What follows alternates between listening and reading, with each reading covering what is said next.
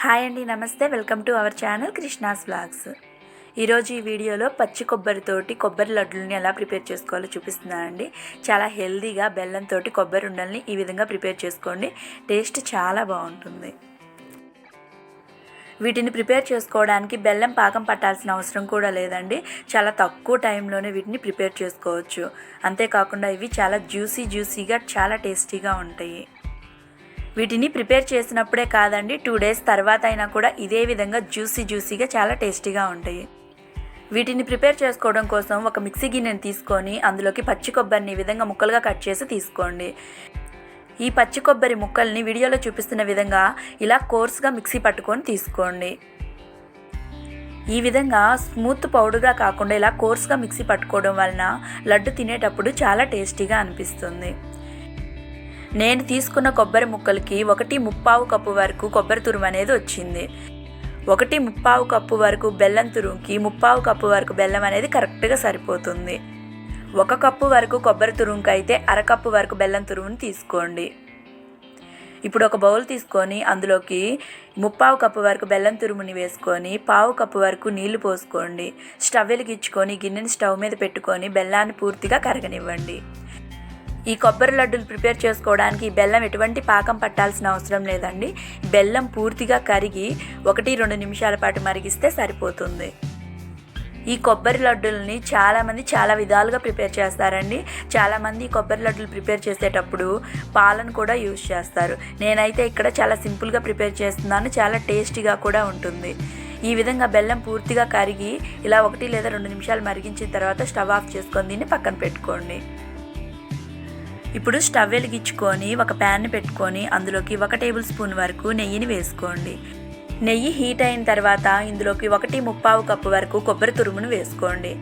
మంటను లో to medium ఫ్లేమ్లో పెట్టుకొని ఈ పచ్చి కొబ్బరి తురుము అనేది పచ్చివాసన పోయి మంచి అరోమా వచ్చేంత వరకు దీన్ని ఫ్రై చేసుకోవాలి.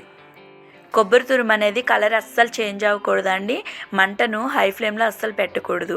లో టు మీడియం ఫ్లేమ్లో పెట్టుకొని ఒక 4-5 నిమిషాల పాటు దీన్ని ఫ్రై చేసుకున్నారంటే సరిపోతుంది. ఈ ఫ్రై చేసే విధానంలో కూడా లడ్డు టేస్ట్ అనేది ఆధారపడి ఉంటుందండి. మీరు ఓవర్గా ఫ్రై చేసినట్లయితే లడ్డు టేస్ట్ అంతగా బాగోదు, ఎండిపోయినట్టుగా ఉంటుంది కొబ్బరి తురుము అనేది. లో టు మీడియం ఫ్లేమ్లో మంటను పెట్టుకొని ఒక 4-5 నిమిషాలు ఫ్రై చేసుకున్నారంటే సరిపోతుంది.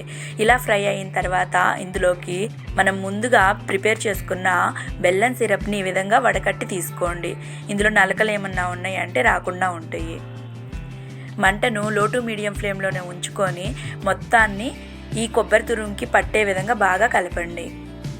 ఈ మిశ్రమం అంతా బాగా దగ్గర పడేంత వరకు ఇలా కలుపుకుంటూ ఉండాలి. మొదట బెల్లం సిరప్ యాడ్ చేసినప్పుడు మొత్తం లూజ్ అవుతుందండి.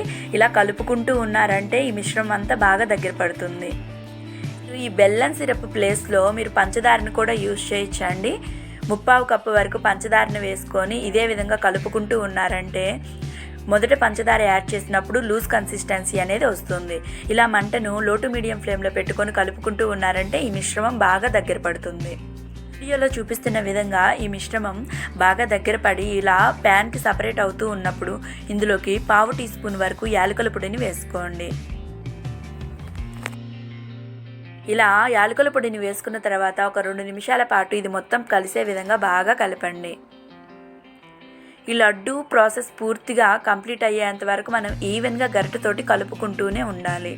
ఈ లడ్డు పర్ఫెక్ట్గా ప్రిపేర్ అయింది లేనిది ఎలా తెలుస్తుందంటే కొంచెం మనం కొబ్బరి తురుము తీసుకొని ఉండలాగా చేసామంటే అది ఉండలాగా ఫామ్ అవ్వాలి. చూపిస్తున్న విధంగా ఇలా రౌండ్గా లడ్డులాగా వచ్చిందంటే మనకి కొబ్బరి లడ్డు అనేది ప్రిపేర్ అయిందని అర్థము. మీకు ఇలా పర్ఫెక్ట్ షేప్ రాలేదనుకున్నట్లయితే ఇంకొంచెం సేపు లో టు మీడియం ఫ్లేమ్లో మంటను పెట్టుకొని కదుపుతూ ఉన్నారంటే మనకి లడ్డు షేప్ అనేది వస్తుంది.